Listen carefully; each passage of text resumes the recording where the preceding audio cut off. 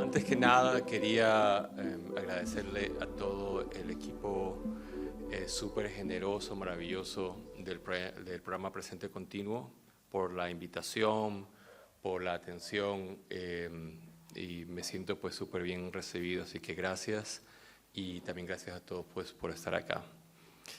A ver, entonces vamos aquí a plantear algunas cosas. Mi intención es usar mi trabajo y algunas de las ideas para plantear preguntas, para especular, para poder pensar en voz alta también. Así que, bueno, la masterclass se llama La Máquina Virtual Interespecies, que es un proyecto en el que he estado trabajando los últimos 4 años y sobre el cual voy a estar hablando al final de la presentación de hoy. Y quiero hacer un preámbulo planteándoles un poco de dónde vienen estas ideas, tanto dentro de mi trabajo como también aquellas que me han inspirado. Quería entonces empezar por esta pieza del 2017 que se llama Solaris. Y probablemente varios entre ustedes ya o se leyeron el libro o se vieron la película de Tarkovsky o la de los 90 con George Clooney, que me han dicho que es terrible, no me he atrevido a verla. Pero es una novela maravillosa. Si no han tenido la oportunidad de leerla todavía, pertenece pues además a una cuestión muy paradójica, que es pues ciencia ficción polaca de tiempos de puro socialismo real, ¿no? Y Stanislaw Lem escribe Solaris a inicios de los 60. La novela se publica en el 61. Y es una novela que plantea lo siguiente. Para quienes quizás no se acuerden tan bien, les cuento un poquito de qué va, porque creo que conecta muchas cosas de la conversación bastante bien. En esta novela hay un personaje principal, que es un personaje no humano. Se trata del océano de un planeta lejano llamado Solaris. Y claramente el océano de este planeta tiene capacidades cognitivas. Es evidente. Cuando la novela empieza, ya hace 50 años que se había descubierto este planeta con este océano tan curioso. Y pasan varias cosas particulares en esa novela respecto a, digamos, las formas normativas en las cuales entendemos la conciencia, también las historias entre humanos y extraterrestres, porque hay 2 asuntos fundamentales donde la novela no cabe en el canon de este tipo de especulaciones que vienen de la ciencia ficción, por ejemplo. En primer lugar, el no humano de Solaris no es un ser cabezón con 2 ojos, sino es un ser que no tiene ningún tipo de rasgo humano, ¿no? Se trata de un océano. Y por otro lado, en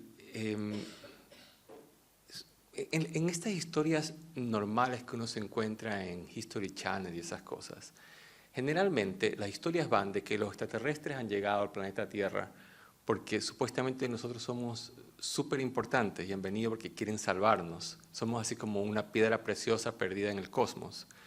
Y ellos tienen que evitar que los seres humanos pues desaparezcan. Aquí es lo contrario. El océano de Solaris no tiene ningún interés en establecer una conversación, un diálogo con los seres humanos. Y eso lleva como una gran desesperación, así como una cuestión filosófica de incomprensión astronómica, pues gigante, ¿no? Pero bueno, en todo caso, pensando en esto, pasó que yo en el año 2016 empecé a viajar al desierto de Atacama en Chile El desierto de Atacama en Chile, como muchos de ustedes sabrán, es el lugar más árido en el planeta Tierra, es el desierto más antiguo de nuestro planeta. Y, y entonces allí, estando allá, también pues por coincidencias, Ari me habló sobre esta antropóloga peruana, Marisol de la Cadena, que quizás también varios de ustedes conocen. Marisol de la Cadena tiene este libro increíble que se llama Earth Beings, ¿no? O Seres Tierra. Y en este libro, Marisol de la Cadena plantea algo bien interesante. La razón por la cual me estoy moviendo de Solaris, del desierto de Atacama, a Marisol de la Cadena, es porque de alguna forma, en medio de toda esta historia, estos cabos dispersos comenzaron a tener sentido para mí durante el tiempo que estuve yendo al desierto de Atacama, que fui 3 veces entre el 2016 y el 2017. Fui sin un plan claro, además. O sea, yo, por alguna razón, había este impulso de encontrar alguna versión de Solaris en el desierto de Atacama. No sabía muy bien de qué iba. Doy con el trabajo de Marisol de la Cadena, y Marisol de la Cadena habla de este término, pues, ¿no? Que es la traducción del libro, Seres Tierra, que es la traducción al español del término quechua tiracunas. Y Marisol de la Cadena ahí habla de lo siguiente: ¿qué es un ser tierra en el mundo andino? Un ser tierra podría ser, por ejemplo, una montaña. Y esta montaña, si es que las comunidades alrededor de esta montaña reconocen que esta montaña es un tiracuna, están reconociendo simultáneamente 3 cosas. Están reconociendo que esta montaña es una realidad geológica, ecológica, etcétera, lo cual nosotros comprendemos perfectamente desde coordenadas occidentales. También reconocen que esa montaña es un lugar sagrado. Eso también se reconoce desde coordenadas occidentales, donde lo sagrado también tiene su lugar asignado en la sociedad.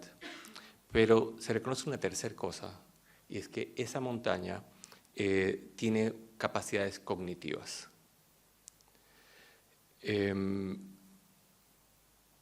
Y yo ahí me puse a pensar, bueno, aquí es como que de repente esto es como una explicación de Solaris en el planeta Tierra, y se podría usar para explicar Solaris, el fenómeno del océano de Solaris. Finalmente, en medio de todo eso, y aquí les planteo una cosa que pues probablemente es muy clara para varios de ustedes como artistas, y es que la práctica artística, hacer arte, no es la ejecución de una idea. O sea, no es un proceso así de corte cartesiano, que primero pensé, me imaginé, hice cosas y después ejecuté.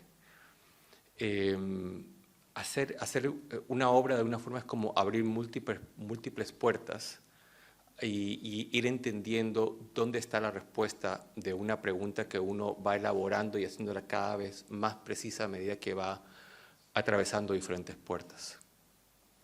Y yo finalmente di con la respuesta de cómo podría yo encontrar esta versión de Solaris en el desierto de Atacama. Antes de contarles eso, quería justamente, como resumiendo lo que conversábamos antes, esta es una forma de elaborar este grupo de ideas iniciales, ¿no? O sea, en mis propios términos, más o menos la forma en la que yo logro digerir esta fusión, digamos, entre Solaris y la idea del tiracuna, viene a ser que esta es una interfaz cognitiva para la reciprocidad interespecie. O sea, el reconocimiento que una comunidad andina hace porque una comunidad en los Andes no está arbitrariamente asignando, diciendo, este fenómeno ecológico tiene esta cualidad. Lo que está haciendo es reconociendo algo que ya está pasando. Entonces, esta capacidad en estas comunidades, una de las formas en las cuales logro digerir esto con mis términos imprecisos, errados, no estoy diciendo aquí yo que esta es la traducción exacta, ni mucho menos, pero es como logro digerirlo.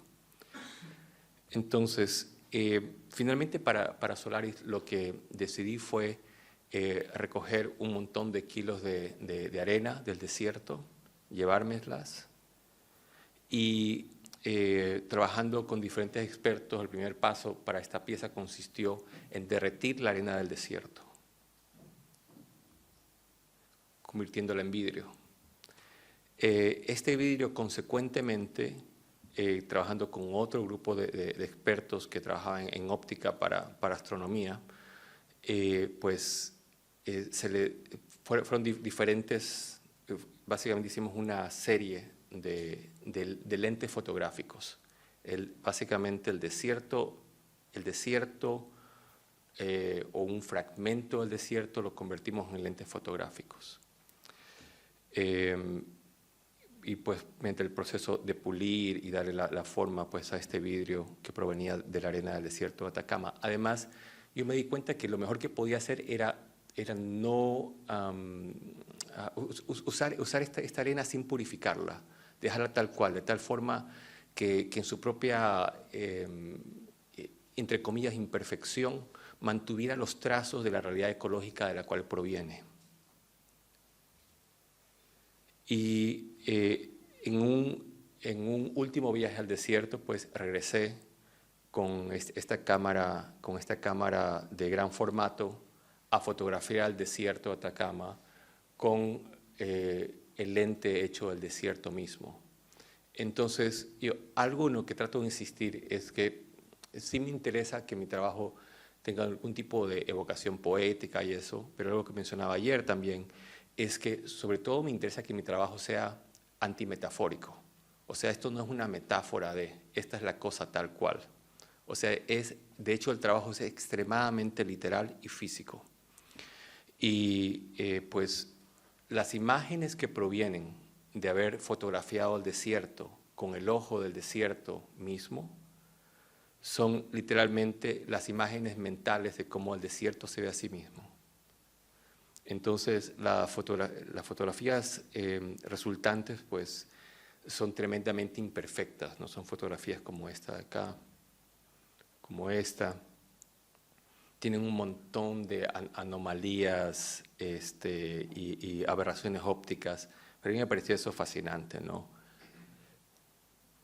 Y entonces, finalmente, la instalación de Solaris consistió, esto es en el MUAC en México, y la instalación consistió en proyectar las 3 series fotográficas hechas durante un día completo en diapositivas de 35 milímetros, y en la parte de atrás de cada una de estas paredes donde se proyectaban las series fotográficas, te encontrabas con el lente correspondiente a cada una de estas series de fotografías, ¿no?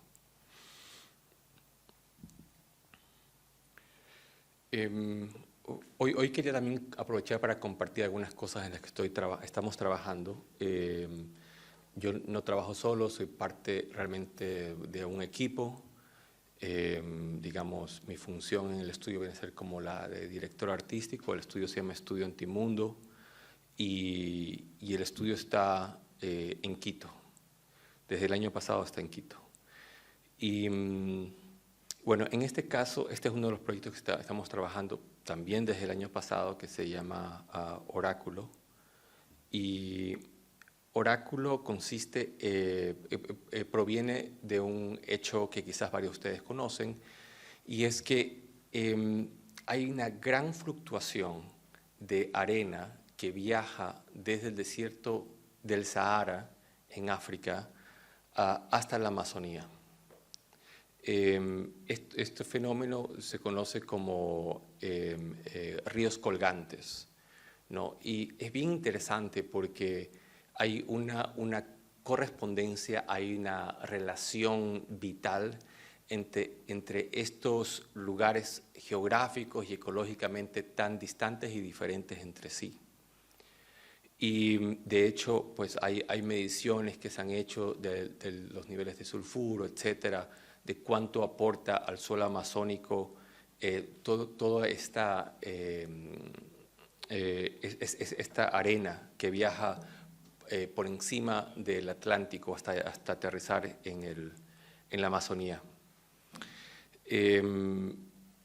Una de las, bueno, entre la investigación, pues el año pasado entrevistamos nosotros a una bióloga brasileña que está radicada en Praga.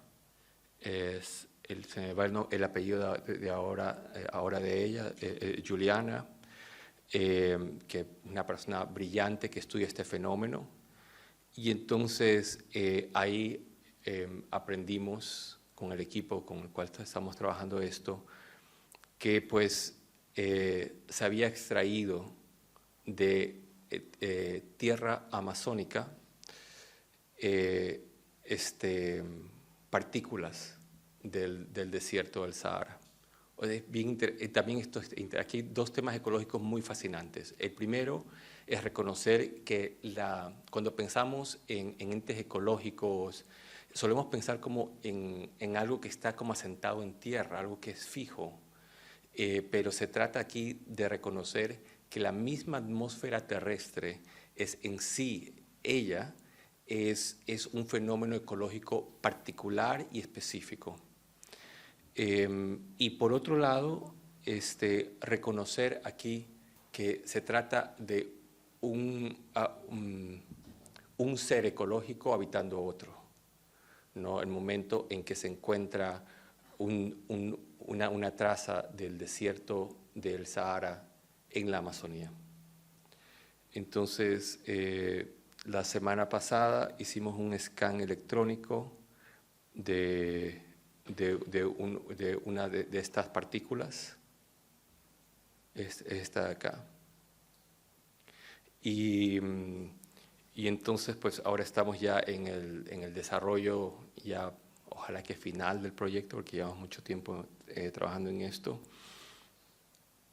Y la idea es exhibirlo en una caja al vacío y sobre esta superficie negra que se ve en el centro, colocar allí físicamente la partícula de polvo del desierto del Sahara / Amazonía, este ser ecológico mestizo. Pero sucede que es invisible al ojo, ¿no? Entonces, la idea es, justamente con realidad aumentada, vamos a hacer dos cosas. Una es, pues, tener esta versión monumental de esta partícula, tal cual es escaneada, convertida a 3D, girando de forma muy lenta en el espacio. Pero adicionalmente va a haber una capa de audio, donde a medida que te mueves en el espacio, puedes, haciendo uso de tus propios auriculares, escuchar diferentes historias que tienen que ver con esta relación invisible al ojo humano también, entre dos lugares opuestos y diferentes y distantes en el planeta Tierra.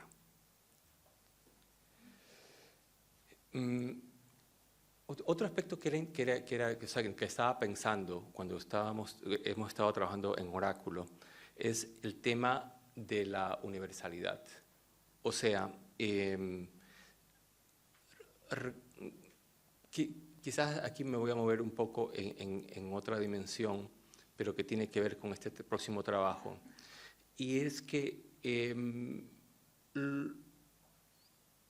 a ver, generalmente se dice que lo universal es únicamente concebible desde coordenadas coloniales, imperiales, modernas, como desde esa matriz. Porque ¿qué necesidad habría de otro modo de siquiera tener la posibilidad de enunciar algo de esa escala? Pero bueno, sea lo que sea que haya pasado en el pasado, sucedido en el pasado y en el presente, lo cierto es que ya estamos todos revueltos aquí y algún sentido de lo universal toca discutir, toca plantear. Era interesante pensar respecto a la pieza anterior en este reconocimiento de un universal planetario. Y ahora quería hablarles de un sentido de lo universal desde una reestructuración material de la historia reciente de la humanidad. Esta pieza se llama 1000 años de historia no lineal y es una pieza que surge a partir de que varios años atrás, tonteando en eBay, en el sitio de eBay en Alemania, doy con que tenían piezas como esta. Este es un tejido chimú de hace más o menos unos 1000 años atrás. Y habían varios, o sea, de hecho habían un montón. Yo dije, bueno, ya está esto aquí circulando. Es interesante además pensar, o no sé si es interesante, pero es particular darse cuenta de que, o sea, ¿qué significa tener una pieza de una cultura andina, ancestral, milenaria, circulando en eBay? Y es curioso porque en realidad es un marketplace, ¿no? Entonces, realmente es un lugar que para poder operar, o sea, la idea, lo mejor que le puede pasar a un marketplace en este sentido es que los objetos que circulan en el marketplace no tengan memoria, porque eso quita las fricciones en tener que dar explicaciones y eso facilita las transacciones. Entonces, yo dije, bueno, aquí hay unas piezas que están circulando que materialmente son parte de un continuo histórico y de una materialidad específica, con una historia específica, pero al mismo tiempo carecen de historia. O sea, básicamente, si yo tuviera que ponerlo esto en opuestos para comprenderlo, por un lado tendríamos la ocasión en la que un arqueólogo pues cava y toma cuidadosamente un objeto, habiendo hecho un estudio del suelo, teniendo dataciones, teniendo todo el contexto del objeto, porque la memoria del objeto en gran medida es el conocimiento que tenemos de su contexto. Y en el otro extremo tendríamos el mismo objeto circulando en eBay. Yo aquí me puse, como que esto me dio muchas vueltas, finalmente me animé, inicialmente probablemente por puro morbo, vaya usted a saber qué, a comprar una de estas piezas que estaban circulando en eBay. La tuve ahí un buen tiempo hasta que pensé en otro asunto aquí, porque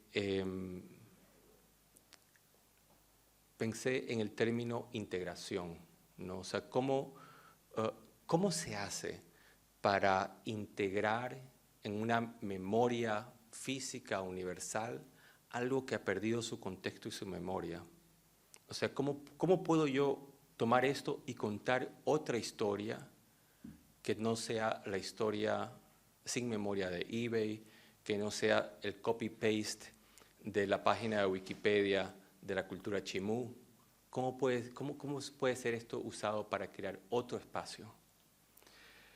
Y decidí pues seguir más bien adquiriendo piezas de diferentes siglos, de todas partes del mundo, y al final me quedé con 10 tejidos. 10 tejidos que, siendo este inicial el chimú, que le da partida a esta pieza, y continuado pues, por tejidos que provenían del Japón en el siglo XV, etcétera, etcétera, etcétera. Y empecé pues, a destejer todos estos tejidos y a reintegrarlos en una nueva historia material, en un intento, no puedo decir que es ni mucho menos, obviamente, pero es un intento de contar una historia universal que no pudo haber sido contada desde Occidente, además que es una historia no lineal y que es un intento de historia integrativa material, no escrita con palabras, sino con la materialidad misma de los objetos. Y la pieza final es esta, ¿no? Que es el tejido tiene, si no me equivoco, como 10 metros de largo y es esta red que trata de, que es una red en el aire, ¿no? Que es una red que trata de atrapar algo que no podemos nombrar todavía. En medio de todo esto, yo estaba justamente haciendo otra investigación, como pues muchos de los que estamos acá. Me guío sobre todo por la curiosidad que me lleva de un lugar a otro de forma muy caótica. Y pues también me puse a estudiar el tema de los quipus, que probablemente muchos de ustedes los conocen, pero aprovecho igual para refrescar la memoria sobre de qué va esto. Y bueno, en fin, o sea, esto sí era algo que yo justamente de los viajes a Chile, había estado en Perú por medio de un amigo me habían llevado a una colección privada de quipus. Ahí recuerdo haber visto un quipu hecho de cabello humano y rarezas, porque no sé cuál es el término más técnico exacto para decirlo. Pero el sistema de los quipus es un sistema tridimensional, físico, o sea, háptico, de codificación. O sea, es como un spreadsheet, es como una hoja de cálculo. Generalmente hay un 90% de los quipus encontrados que caben dentro de esta nominación. O sea, que por medio de ese sistema que consistía en tener un hilo o soga horizontal con varios verticales y que contenían nudos que mostraban diferentes tipos de números, se podían tener pues, una contabilidad muy exacta. De hecho, esto facilita mucho el control colonial tan pronto en los Andes, el hecho de que existan estos quipus que tenían pues la numeración exacta, por ejemplo, de cuánto había de cada cosa en cada lugar. Entonces había toda esta contabilidad así súper clara en los Andes. Además pensemos en otra cosa, este es un sistema físico y tridimensional que es diferente al sistema de 2 dimensiones del papel o sea, de la tinta sobre el papel que Europa toma de China. Recordemos también aquí pues que pues por muchísimos siglos China tenía un desarrollo científico y tecnológico mucho mayor que el de Europa. Y de hecho, pues ahí pensando en el tema de copyrights y eso, pues Europa tiene todavía una deuda gigante con el mundo árabe y con China sobre todo el tema de todas las tecnologías que extrajeron de estos lugares, ¿no? Pero bueno, en todo caso, Europa toma entre las varias tecnologías chinas que asume como la pólvora, la brújula para la navegación, la tecnología marítima en general ¿cuál es el término? Hay un término más específico para esto, pero bueno, en todo caso fue tomada por Europa. Lo que pasa con la tinta y el papel es que es una forma en 2 dimensiones de codificar el mundo. Y aquí nosotros tenemos una forma de codificar el mundo, en el mundo andino, en el caso andino, que es tridimensional y es material. Otra cosa más que quería mencionarles antes de moverme. Ya. También los quipus, hay un 10% de los quipus que se han encontrado, que es lo que los arqueólogos llaman quipus con anomalías, y que vienen a ser quipus que contienen en realidad lenguaje escrito. O sea, en los Andes sí había escritura previa a la llegada de los españoles. De aquí pues hay un arqueólogo con el cual hemos conversado al respecto, él se llama Manny Medrano, y él es alguien que ha estado como muy metido en el tema de decodificar las partes del lenguaje escritas en los quipus. Según crónicas coloniales, habría incluso poemas escritos en quipus. Y bueno, de aquí salió una cosa más para mí, fue el reconocimiento de que estábamos hablando de una tecnología. O sea, tal cual es así, es como una especie de blockchain andino prehispánico, ¿no? Y eso me lleva a coescribir este libro de acá con la curadora italiana Alessandra Troncone, que se llama The Andean Information Age. Espero que algún rato encontremos con quién publicarlo en español, por ahora está solamente en inglés. Y en este libro pues hablamos nosotros sobre algo que para mí se convirtió en una parte importante de mi práctica y la forma en la cual pienso el mundo también, que es la noción de ver la conexión que hay entre las tecnologías ancestrales como los quipus y muchísimos otros y tecnologías emergentes como la inteligencia artificial o la realidad virtual, y verlas como parte de un continuo. Y bueno, hay muchas cosas que podríamos hablar, pero entre todo esto, pues el año 2021, el libro es del 2020, y en el 2021 hice esta pieza que es una versión pues instalativa de un fragmento del libro, ¿no? Y aquí lo que usé, que quería justamente remarcar la fisicalidad de los quipus usando tecnología analógica. Entonces aquí lo que usé también fue un proyector de diapositivas de 35 milímetros que está manejado por un sistema de Arduinos y lo controla. Y este sistema de Arduinos tiene además una capa de sonido, entonces también tenemos sonido sincronizado al movimiento de las diapositivas.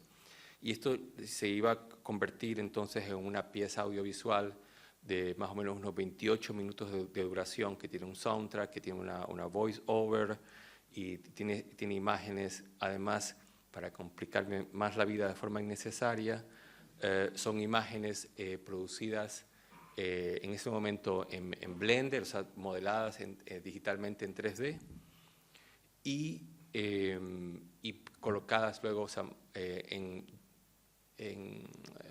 film de 35 milímetros, ¿no? Y las imágenes aquí son, que aparecen son imágenes que han cambiado mucho mi práctica o la han expandido. Yo siento que mi práctica sigue manteniendo como su core principal, pero luego ha sufrido como este otro aspecto, ¿no? O sea, le ha surgido ahí una prima extraña, y es esto que yo llamo la serie Antimundo, que la comienzo a trabajar en el 2020.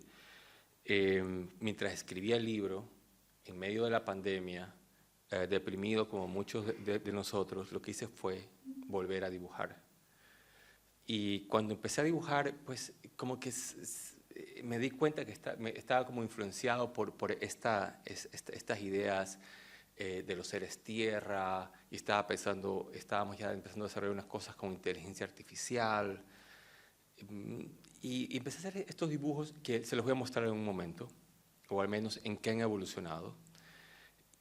Pero esto, digamos, es el momento donde estas ideas comienzan a entrar en mi cabeza. Quería mostrarles ahora un minuto de esta pieza. Nuevamente recordemos que la pieza es analógica digital. Lo que voy a mostrarles es pues una versión digital de cómo se debe esto, ¿no?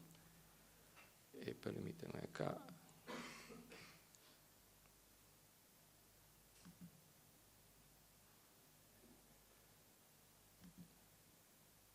Ay, perdón, ¿esto dónde debería estar?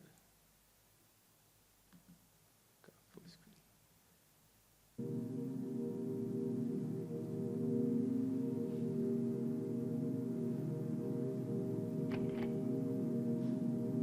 The history of knowledge burning is profuse. In reality, cosmologies cannot be erased by brute force. At most, they are pervasively sunk somewhere deep inside people. Out of view, but not out of existence.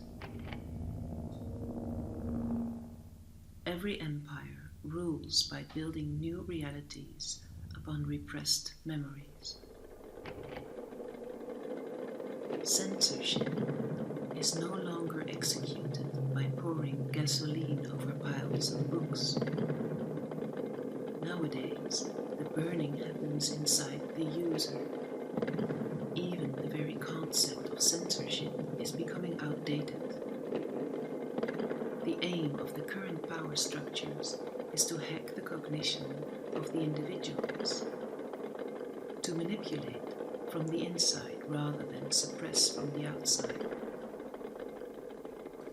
Book burning has been replaced by behavior manipulation. Entonces, bueno, la escena sigue cambiando un montón y aquí, perdón.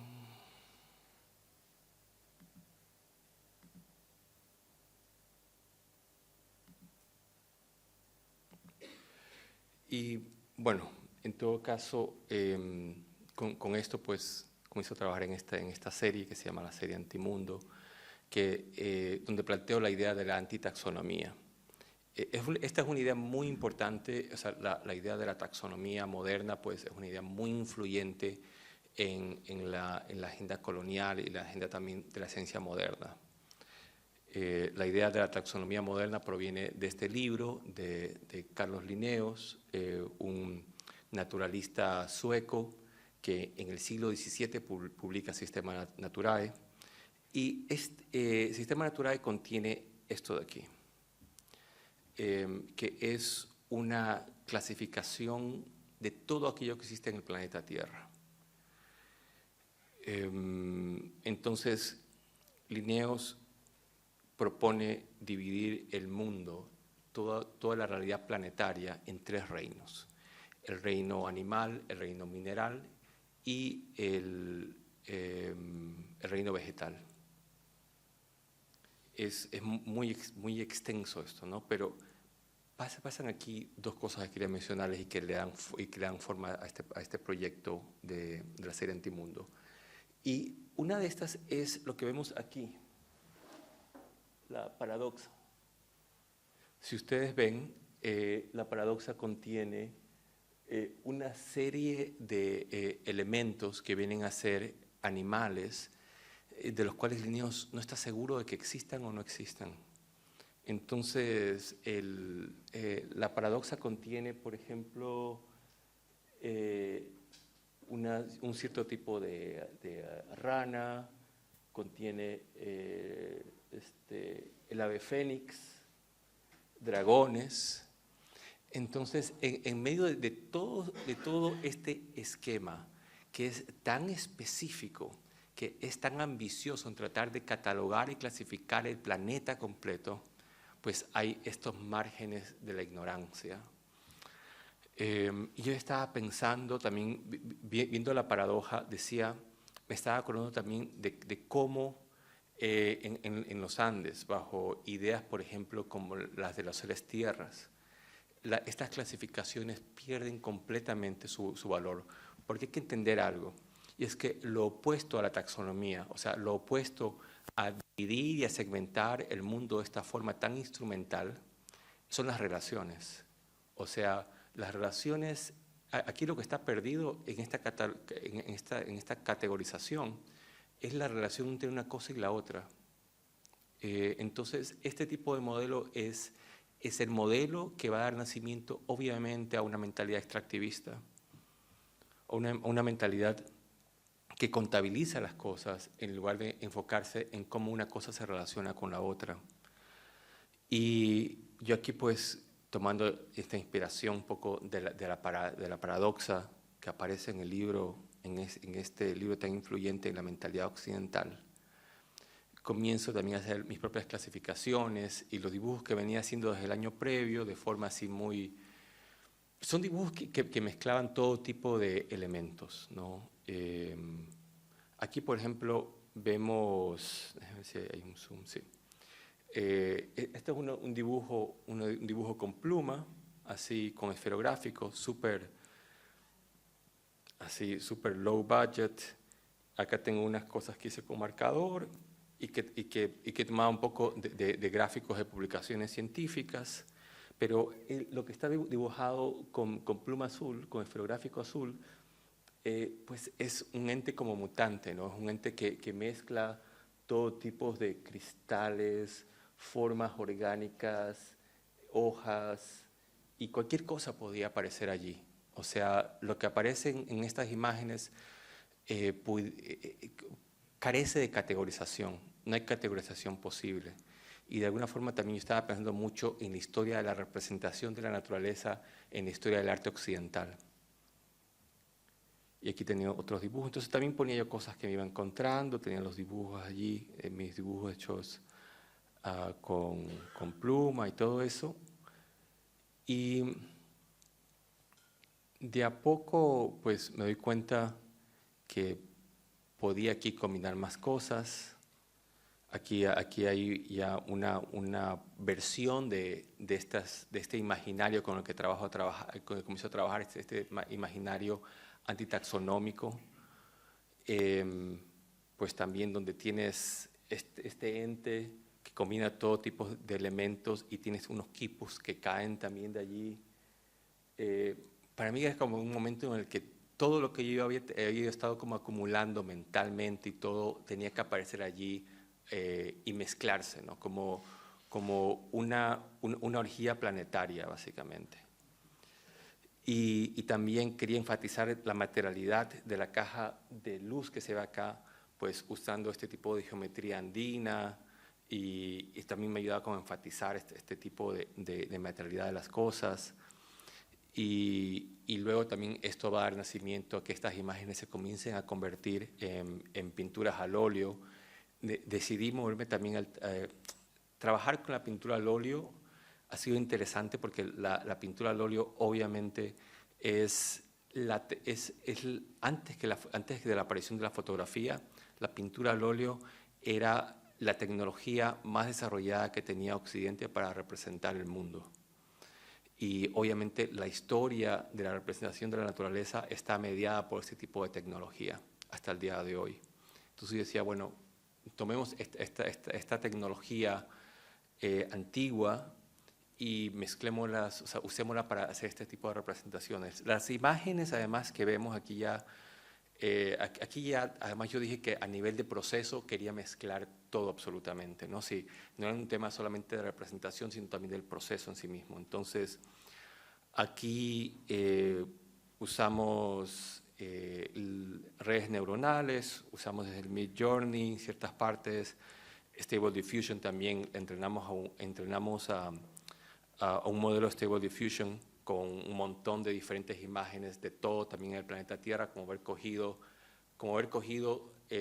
la tabla esa que crea lineos y meterle un elemento de cada una de esas tablas al sistema de inteligencia artificial, mezclarlo todo y ver qué sale.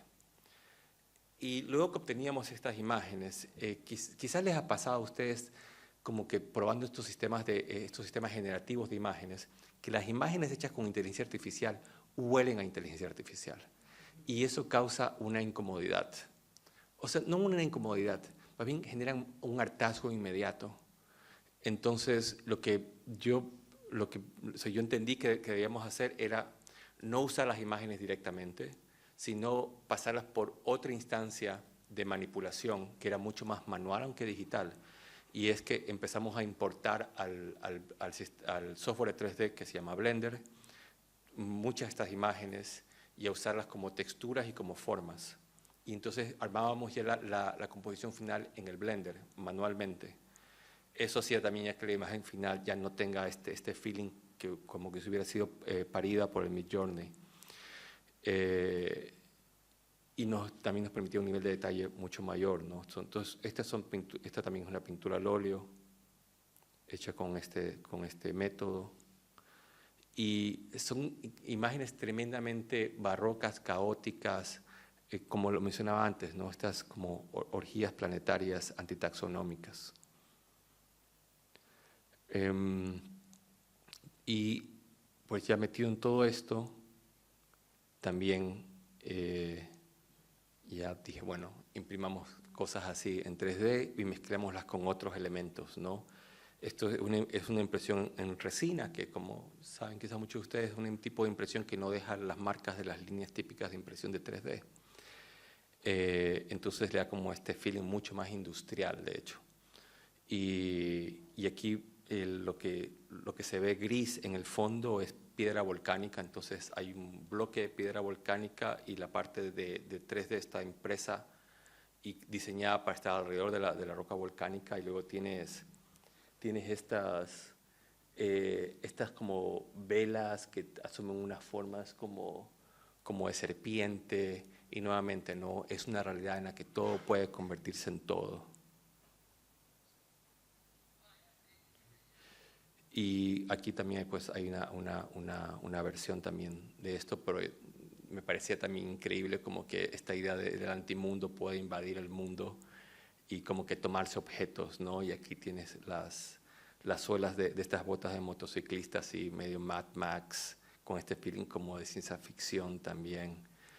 Y finalmente quiero tomarme solamente unos minutos para, dicho todo esto, contarles en qué estoy trabajando en este momento. Y este proyecto que se llama la máquina virtual interespecies, que, como les decía, he estado trabajando en eso los últimos 4 años. Y es un proyecto que está muy inspirado por un campo bastante olvidado de la historia de la computación, y que en gran medida fue inspirado por estos 2 personajes de acá, Gordon Pask y Stafford Beer. Gordon Pask, ambos cibernetistas muy influyentes entre alrededor de los 60, 70. Gordon Pask, él participa, si a algunos de ustedes les interesa como es esta especie de arqueología de las exposiciones tecnológicas en el arte contemporáneo. Gordon Pask participa en una muestra en 1968 en el ICA de Londres que se llama Cybernetic Serendipity, y ahí él exhibe esta pieza que es Coliloquio de móviles, y donde tienes estos tres entes controlados por estos brazos robóticos, y cada uno tiene un láser y un sensor. Entonces eso hace que de forma aleatoria el sensor reciba el láser del otro, y es como que comienzan a comunicarse y a moverse en respuesta al otro, pero es hecho de forma no lineal, entonces es arbitraria, digamos, la forma en la cual se comunican entre estos robots. Y Stafford Beer, quizás varios de ustedes lo conocen por el famoso proyecto CyberSyn, que ha sido, pues, yo creo que al día de hoy es bastante estudiado por varios historiadores de la cibernética y de la ciencia y la tecnología en Latinoamérica. Hay un libro de Eden Medina que pues como que le volvió a dar sentido a esto, pero ella no era la primera tampoco historiadora que se metía a esto, pero el libro de Eden Medina se llama Cibernéticos Revolucionarios, y después obviamente el proyecto CyberSyn durante el periodo de Salvador Allende en Chile, bastante idealizado. Hubiera sido interesante ver cómo funcionaba, si no funcionaba aquí mismo, pero pues es difícil no romantizar los pasados truncos, ¿no? Y ellos dos crean este campo en inicios de los 60 al que llaman computación biológica. Y la premisa del campo de la computación biológica era: ¿por qué construir computadores cuando en su lugar podemos convencer a la naturaleza que compute por nosotros? La premisa era basada en lo siguiente. Si uno tiene una planta, por ejemplo, y por supuesto, la comprensión que tenían ellos de los sistemas naturales y ecológicos era bastante mecanicista y ha sido muy criticada y todo. Pero les cuento un poco lo que ellos entendían y pensaban en ese momento. Decían, bueno, todo sistema ecológico es tal cual una computadora. Entonces, por ejemplo, si tomamos una planta tiene, por ejemplo, un input que viene a ser la luz solar, tiene un mecanismo, tiene un procesador de este input que viene a ser el proceso químico por el cual la luz solar se convierte en glucosa, etc. Y finalmente hay un output que viene a ser, por ejemplo, pues sí, la producción de alguna sustancia química, o por ejemplo que la planta haga un movimiento, un arrangement diferente de sus hojas.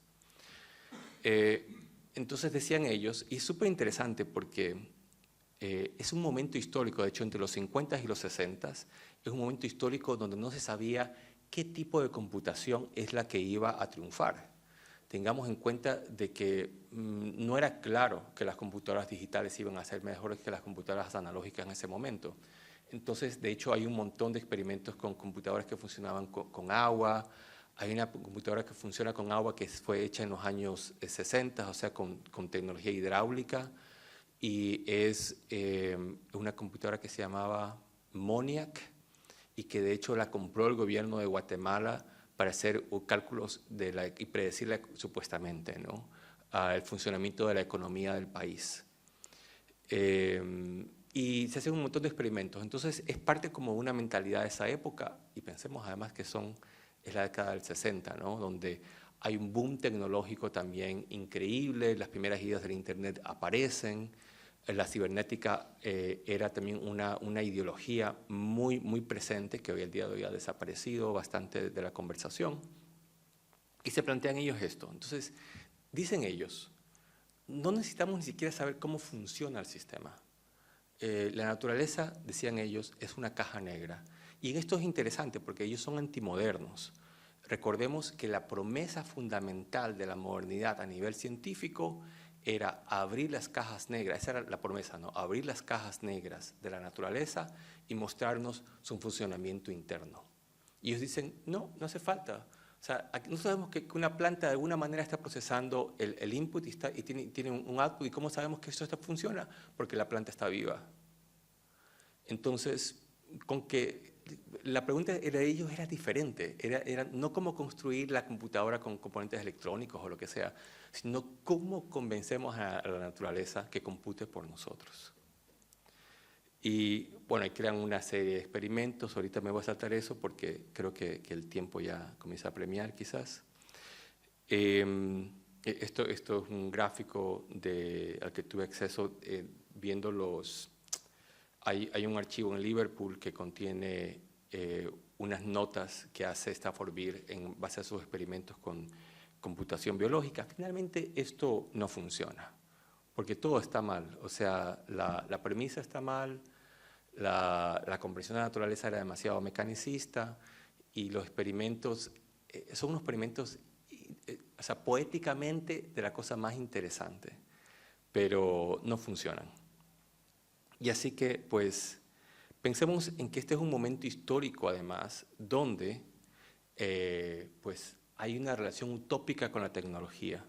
Y una de las preguntas que yo me hago hoy en día, y aprovecho para compartirla acá, es ¿por qué la izquierda perdió esa relación utópica con la tecnología?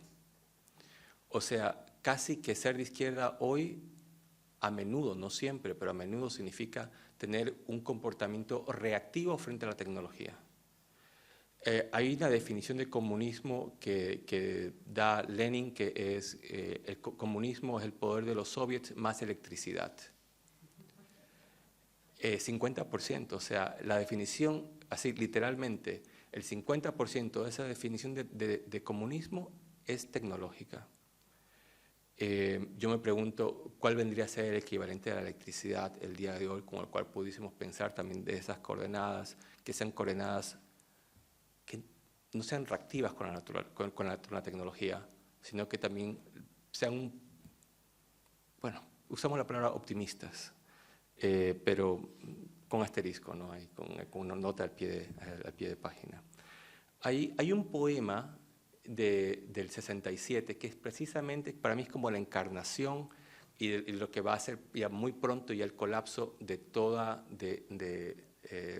la cuestión utópica en la relación que tenían las utopías sociales con la tecnología. Este es un poema de Richard Brautigan, escrito en 1967, que tiene un título que hoy nos parecería apocalíptico, pero en ese momento no lo era. El título del poema es All Watched Over by Machines of Loving Grace. Todos vistos desde arriba por máquinas de infinita gracia. Y les leo solamente este pedacito del poema, ¿no? Dice: quiero pensar, y mientras más pronto mejor, en un prado cibernético donde mamíferos y computadores viven juntos programando en armonía recíproca, como un claro cielo tocando el agua pura. Y ahora sí, todo esto me lleva a mí a plantear una hipótesis a la que llamo la máquina virtual interespecies. Estoy pues recogiendo parte de estos legados de la cibernética, pero también de la historia de las computadoras biológicas, pero también el pensamiento andino con la idea de los tiracunas. Y en el año 2000 recibí una invitación de la Walt Smithson Foundation para hacer una pieza que me la comisionan para esta isla en el estado de Maine. Es una isla que fue adquirida en 1971 por Nancy Holt y Robert Smithson, que como ustedes saben pues son dos artistas legendarios del land art. Pero Robert Smithson muere al año siguiente y ya esa isla pues se queda ahí, nunca decidieron hacer nada. Nancy Holt tampoco hizo nada en la isla. La compraron por $10, algo así. Y es una isla que es tan pequeña que nadie puede vivir legalmente allí. Entonces, yo llegué a la isla el año siguiente, en el 2021, fui a verla y estaba pensando en todas estas ideas. Y entonces, finalmente, volví entre el año 2022 y 2023 y trabajando con un equipo de inteligencia artificial de una universidad cercana, el Colby College, con el equipo del Davis Center for AI, generamos este proyecto en el que el proyecto básicamente consiste en generar una comunidad que tenga 3 participantes de origen muy diferente. La isla, las memorias de estos 2 seres humanos que han muerto, Robert Smithson y Nancy Holt. Entonces tienes una comunidad también de seres humanos muertos. Y tienes también un sistema de inteligencia artificial. O sea, mi hipótesis era ahí, ¿cómo pudieran estos 3 entes tan diferentes entre sí, todos de características poshumanas, llevarse entre ellos? ¿O no? O a ver qué sale. O más que llevarse es que pudiesen alucinar juntos. Y el proyecto entonces está todavía en desarrollo. Tenemos ya un prototipo creado, que se los voy a mostrar en un momentito acá, y al menos de una parte del proyecto. Entonces, básicamente el sistema es esto, ¿no? Esto fue hecho a inicios, finalmente el prototipo fue creado a inicios del año pasado. Hoy en día ya todo esto, pues a nivel tecnológico está ya outdated, pero en ese momento usamos GPT-3 para entrenarlo con textos de Nancy Hall, Robert Smithson, todo tipo de textos que encontramos de ellos, un sistema de inteligencia artificial que combinaba 5 redes neuronales para copiar las voces de ellos, entonces también los entrenamos con las voces de ellos, y el sistema pues además era controlado por la isla, entonces era como que la isla estaba encima y por medio de diferentes tipos de sensores, tanto de Arduino, pero también sensores, también información satelital, podíamos tener diferentes tipos de sentidos, digamos, de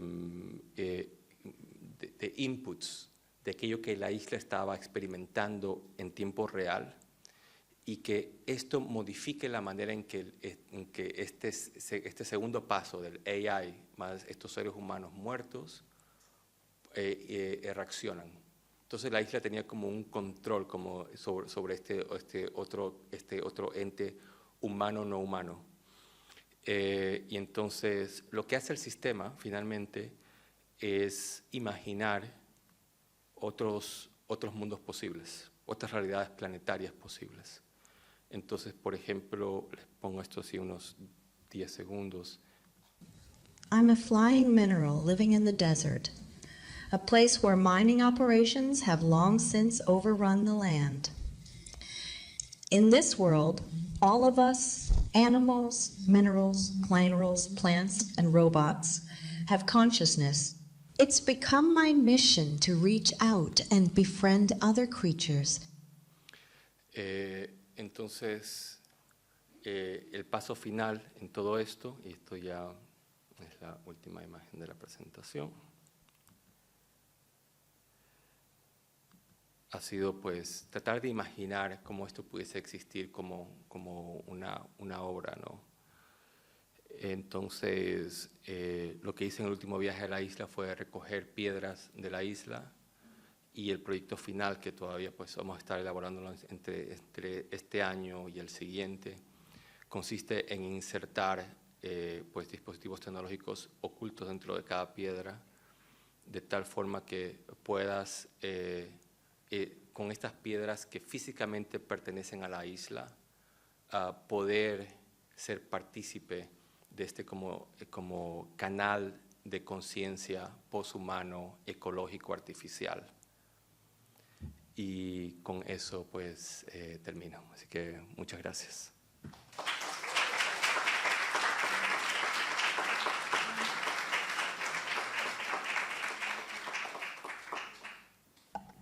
Hola, ¿qué tal? Bueno, muchísimas gracias por la presentación.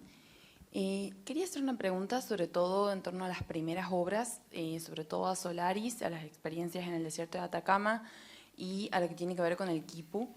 Lo que quería preguntar es también como si había habido, cómo había sido el vínculo con las comunidades que viven en la zona de los Andes. Por ejemplo, con las comunidades todavía que hacen los KIP, bueno, ese tipo de relación también. Sí. Gracias. Mira, bueno, todo lo que tiene que ver con la primera comprensión, al menos de mi lado, que hay de reconocer estos artefactos y estas historias como parte de la historia de la tecnología, en lugar de como artefactos, entre comillas, culturales, proviene de una arqueoastrónoma chilena que vive en el desierto de Atacama. Ella nació en el área alrededor de San Pedro. Joyce Cortés se llama ella, y ella realizó en colaboración con 5 estudiosas más un libro que es fascinante, que es la historia del conocimiento astronómico y climatológico de las comunidades del desierto de Atacama históricamente, y recogido a partir de memorias de los ancianos de estas comunidades. Y realmente fue por medio de ella, por medio de Joyce, que a mí se me empezó como a cambiar el cerebro. Y segundo, ya, claro, con el pensamiento de Marisol de la Cadena, a quien no tengo el gusto de conocer personalmente. Pero de ahí, en cuanto al tema de, digamos, la relación con comunidades, el tema de los quipus, yo aquí te comparto quizás dos nociones que tengo. Una es que las comunidades que lo practican tienen un uso, de lo que entiendo por textos de antropólogos, de etnógrafos, como Salomon, por ejemplo, es que son como usos diferentes o que han persistido diferentes, digamos, a los usos que tenía el quipu dados por el Imperio Inca, o son usos más novedosos, introducidos en tiempos más recientes. Por ejemplo, los quipus funerarios son unos de esos, y hay un grupo de mujeres pequeño que entiendo que en ciertas comunidades en el Perú lo hacen, cosas así. Yo ya, digamos, por ese camino más etnográfico y eso, como lo de los quipus, no lo he transitado. Me interesaría un montón, por supuesto, pero ya, digamos, esa parte como de trabajo más etnográfico, antropológico y eso, yo no lo he hecho.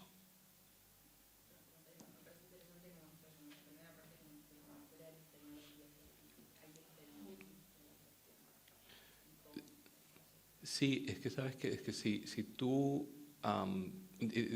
digamos, a ver, de mi lado, verlo así, yo no estoy diciendo que estos artefactos quepan perfectamente dentro del esquema de lo tecnológico, pero me parece que reclamarles un espacio allí significa un posicionamiento político que para mí como artista latinoamericano es bien importante, y es el de reconocerme como productor de sentido, productor de conocimientos, perdón.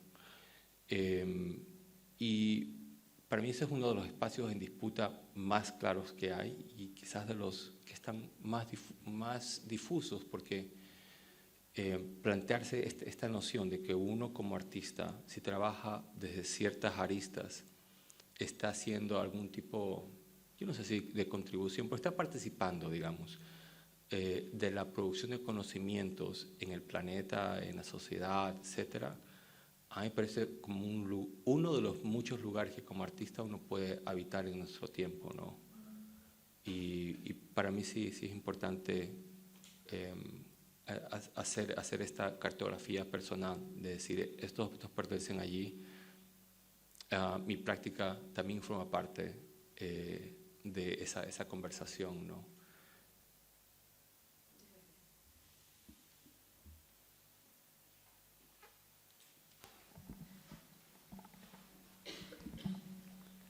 Hola, bueno, un gusto tenerte aquí y ver tu obra.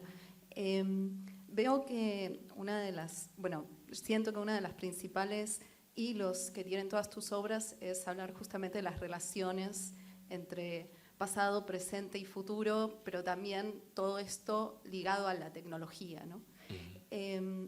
Yo me empiezo a preguntar desde mi práctica artística, que está más del lado del sonido, pero si es necesario comenzar a hacer obras para las máquinas, ¿no? Como tomando a las máquinas como espectadores, ¿no? Si ya comienza a ser necesario incluirlas, más allá de que sean solamente un dispositivo o una herramienta para mostrar algo, sino que empiecen a ser incluidas como parte también del proceso de lo que ven, digamos, ¿no?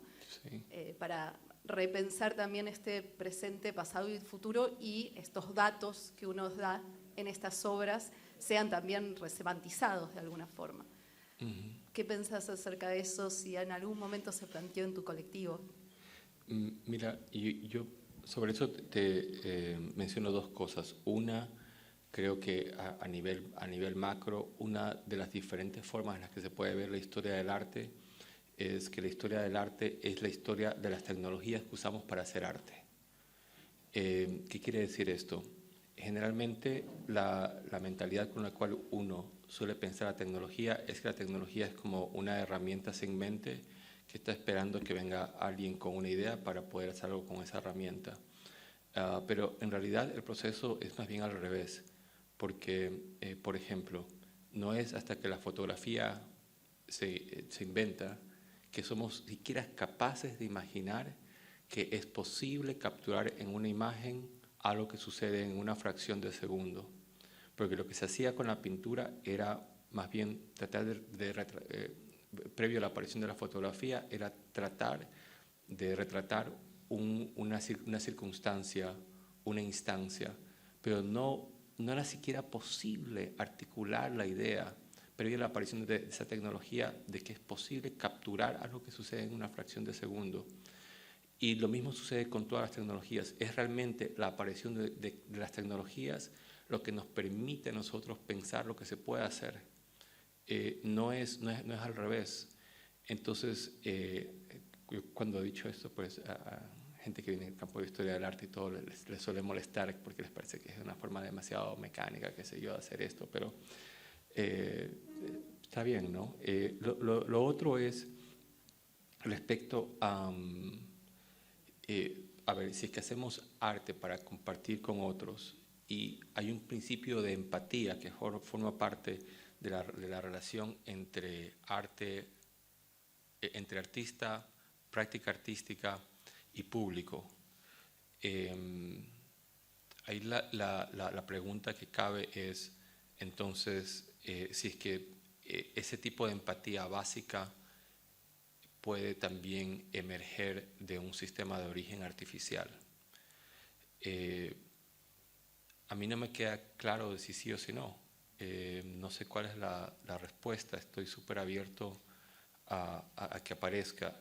Ayer en una conversación que teníamos yo mencionaba algo, y es que realmente no sería extraño que esa capacidad emerja de un sistema de inteligencia artificial.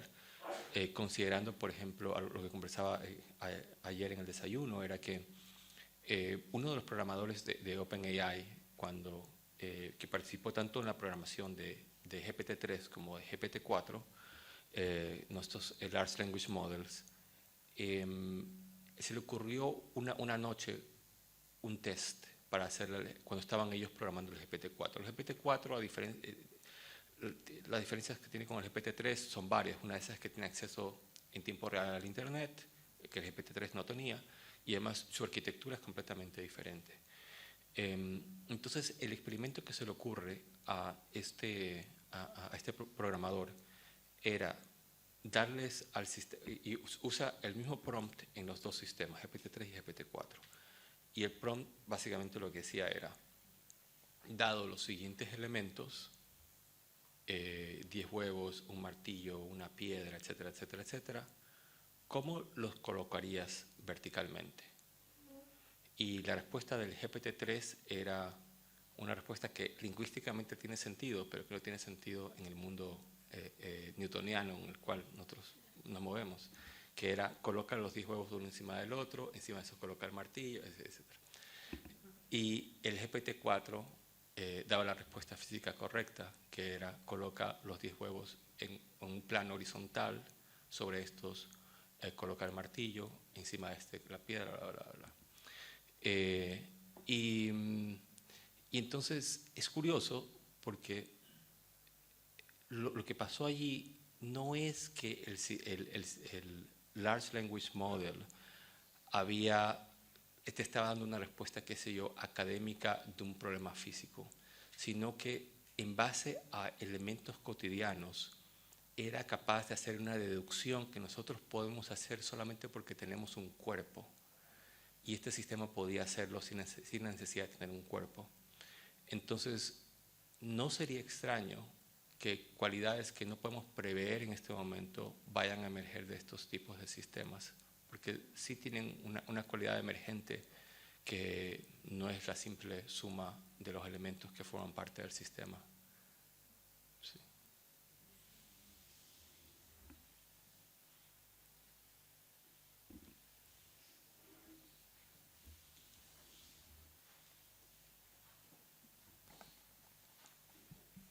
Bueno, gracias por compartir tu obra. Me intriga un montón en ese universo que se configura a partir de lo que contás.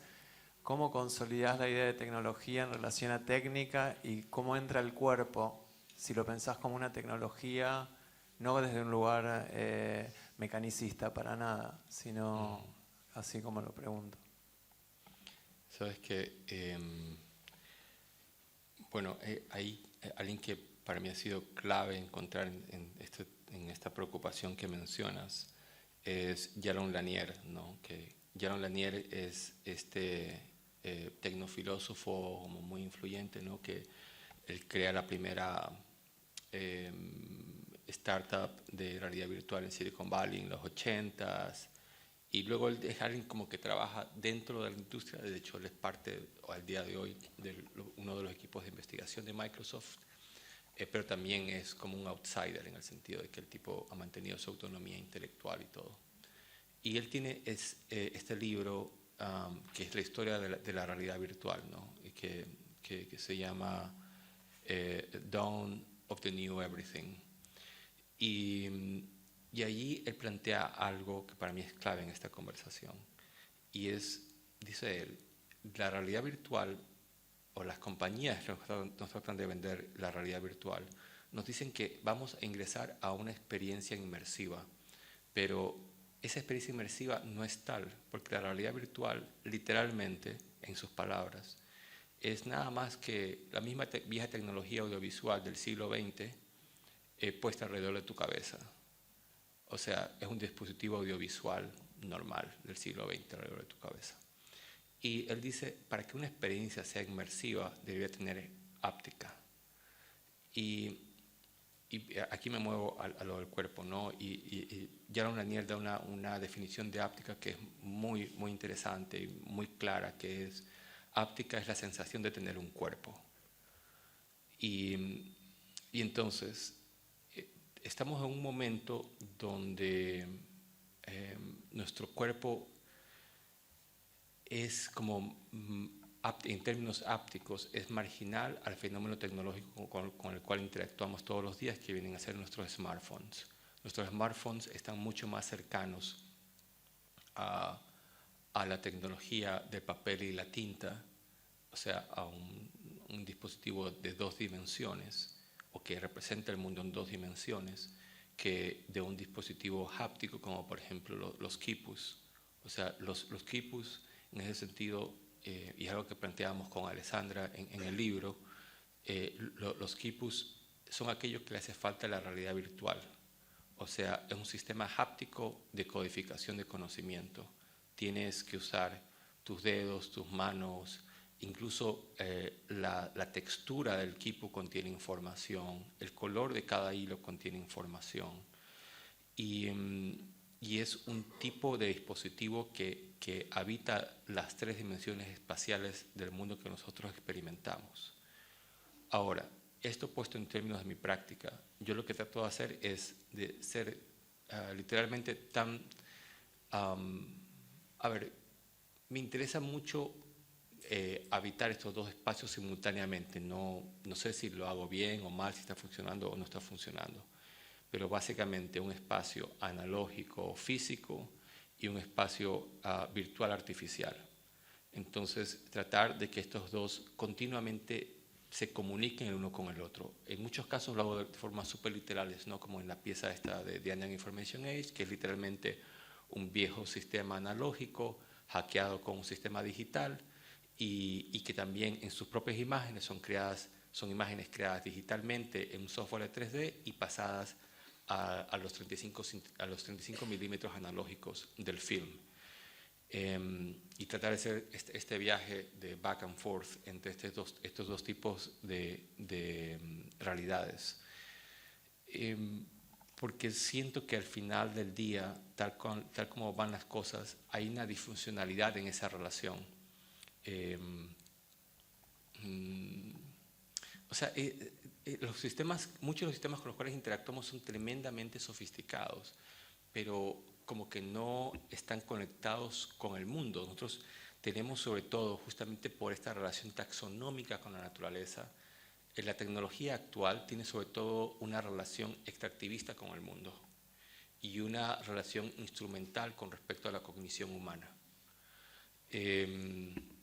Entonces, siento yo que hasta el más pequeño experimento que trate de establecer otro tipo de relaciones entre lo virtual y lo físico, entre la realidad planetaria y las realidades virtuales que de ella emergen, a mí me parecen bastante productivas, artísticamente, políticamente. Hola.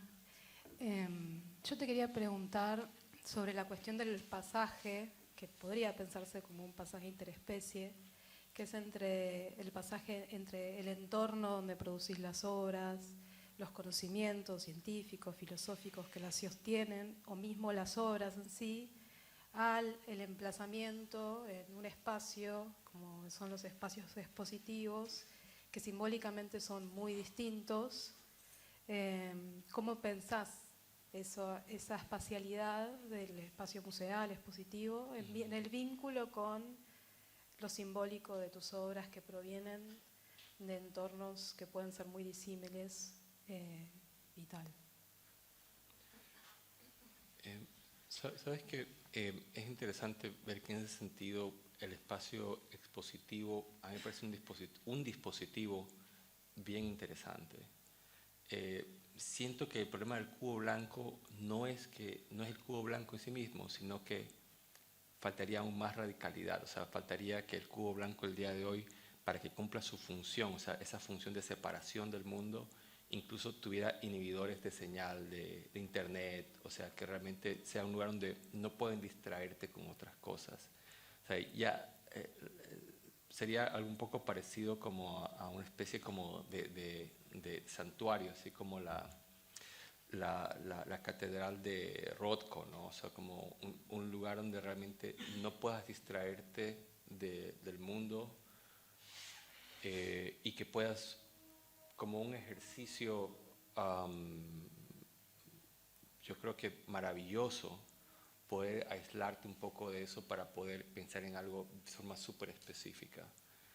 Y de hecho es algo que nos falta más y más en la sociedad. O sea, yo antes tenía como una postura más crítica con el cubo blanco y eso, y ahora más bien me parece como que es súper necesario tener más espacios como esos, y yo lo que te digo, yo incluso agregaría como inhibidores de señales de internet y eso, y poder realmente ser algo donde quizás, es que, claro, que no nos tengamos que distraer porque le tomamos la foto para el Instagram a algo y qué sé yo. Sino, o sea, es como, yo no sé ustedes, pero yo sí siento como que tengo como un impulso interno de poder encontrar lugares donde pueda concentrarme en una sola cosa y enfocarme en algo, porque todo el tiempo estoy distraído. Y siento que sí, hoy en día puede ser como súper valioso tener dispositivos así como el cubo blanco.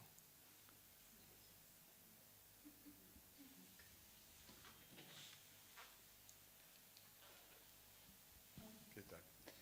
Mira, probé el anteojo de Apple. Ah, lo probaste.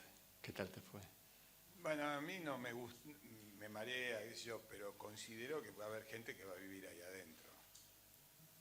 Y no sé si vos tuviste la experiencia, pero por lo menos me dijeron que pueden pasarlo de 2D a 3D.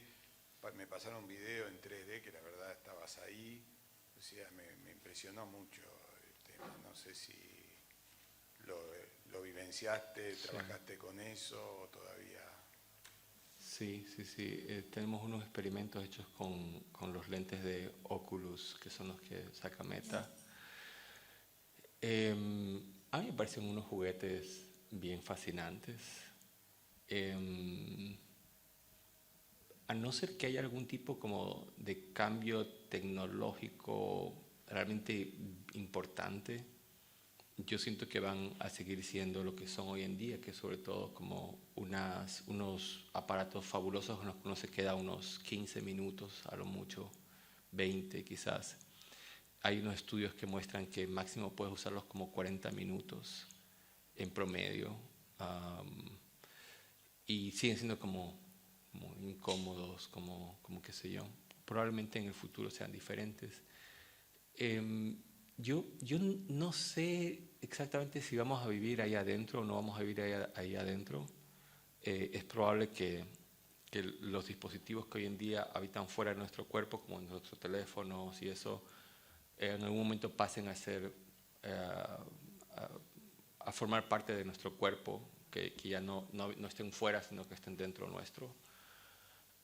Y que, qué sé yo, en lugar de tener el aparato afuera, pues tenga algún tipo de conexión óptica que te haga alucinar sin que haya nada afuera. Esto también, o sea, todo esto yo creo que es posible en algún momento, no sé si es deseable. Ya de hecho hay cosas muy preocupantes con estos dispositivos. Por ejemplo, para que funcionen bien, es indispensable que te escaneen el iris del ojo. Y lo hacen los dispositivos de Meta, entiendo que también el de Apple lo hace.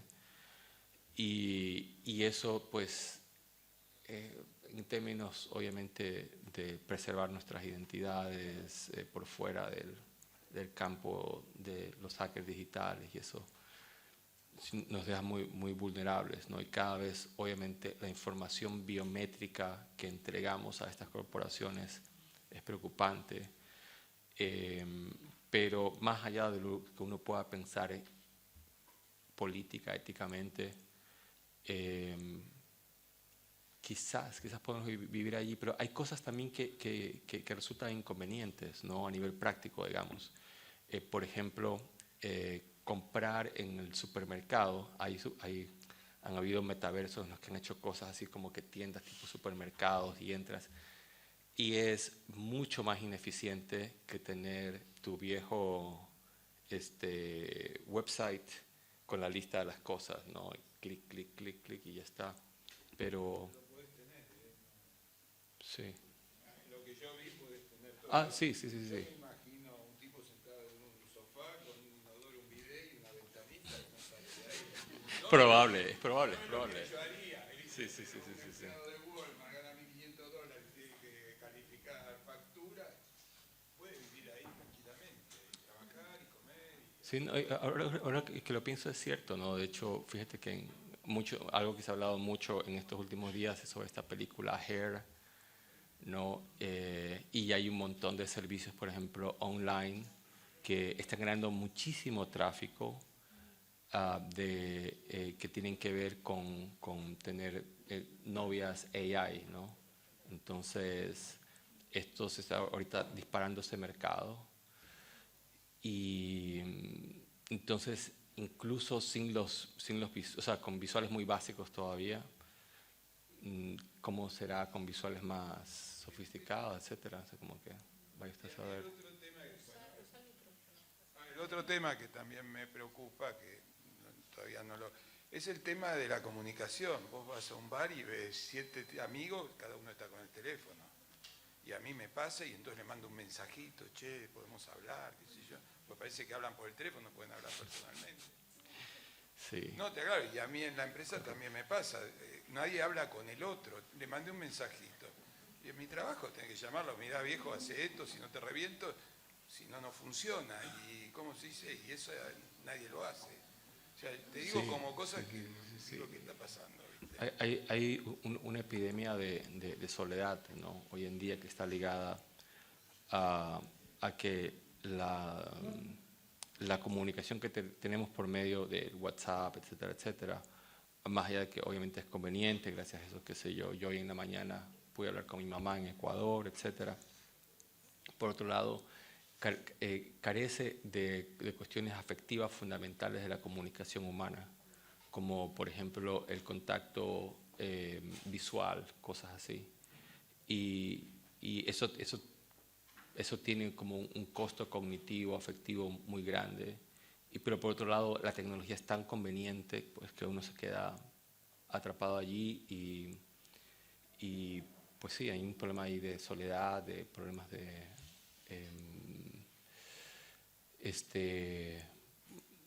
psicológicos, todo eso, pues súper grandes, ¿no?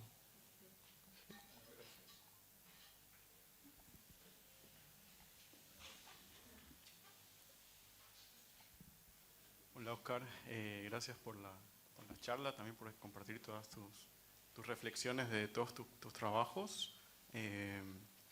Yo me quedaba pensando justo ahora que estaba Ariel diciendo esto de los lentes de realidad virtual. Hablaba hace tiempo con gente que vive en Perú y que también habita la selva y así.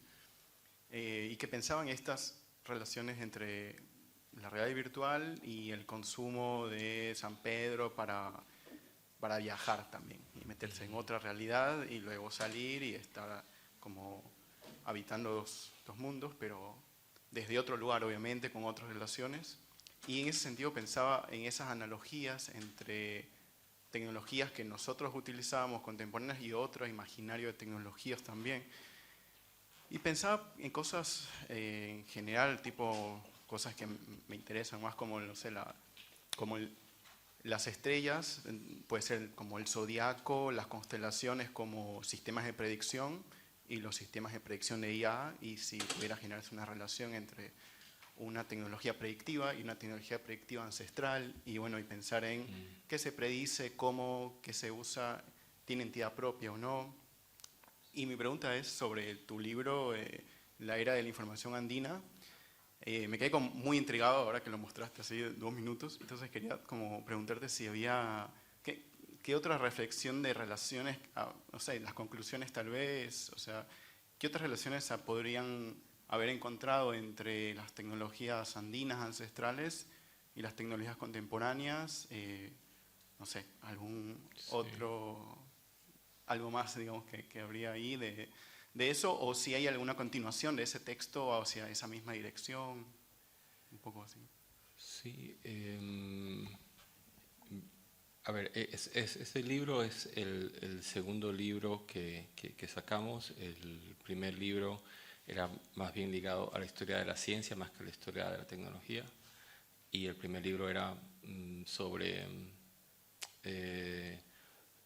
la historia, como tratar de contar la historia de la primera expedición científica internacional latinoamericana, porque tenemos como esta fijación a veces que yo mismo lo he tenido, con exploradores europeos y eso, y como que a veces no sabemos quiénes fueron los científicos latinoamericanos que también viajaron a otros países, a otros continentes, también a hacer investigaciones y todo eso, y tratar de reincorporar esos relatos, ¿no?, dentro de la historia de la ciencia. La respuesta, la digo antes de seguirme moviendo hacia lo otro, es eso fue un grupo de, aparentemente, al menos de lo que encontramos nosotros cuando investigamos, era un grupo de científicos mexicanos que en 1874 viajó al Japón a hacer unas observaciones del planeta Venus por unas razones específicas. Y luego, bueno, está este libro de La Era Andina de la Información, y es un libro que tiene que ver más bien con la historia de la tecnología y tratar más bien de ver conexiones especulativas entre tecnologías ancestrales y tecnologías emergentes. Y de ahí, bueno, sí hay un tercer libro que todavía estoy escribiendo, que es una historia de ciencia ficción sobre un experimento que vendría a ser como de minería biológica, de qué pasaría si, o sea, es una cosa bastante apócrifa, que es la historia de unos científicos que crean un órgano que puede ser implantado dentro de ciertos animales, y este órgano, su misión es cristalizar un mineral. Entonces al final, pues el proceso, se matan al animal y pueden extraer también una nueva forma de extractivismo, pero basada más bien en manipulación genética y todo eso. Y bueno, ese es el tercer libro, y hay un cuarto también que tiene que ver más con la máquina virtual interespecies, que todavía también lo estoy escribiendo.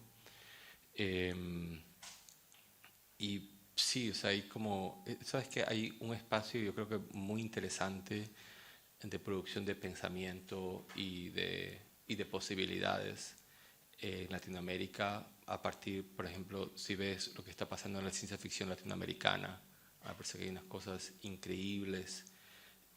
Hace poco leí, por mencionar algo, un libro de Liliana Conzi,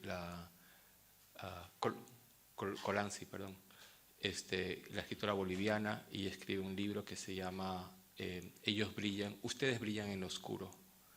y contiene, ese libro tiene una historia corta que se llama a sí mismo, Ustedes brillan en lo oscuro, y es a partir de una investigación, para mí es como un gran ejemplo de lo que se puede hacer con investigación que rescata, que es como esta arqueología de la historia de la ciencia y la tecnología en Latinoamérica, y hacer una historia de ciencia ficción con eso.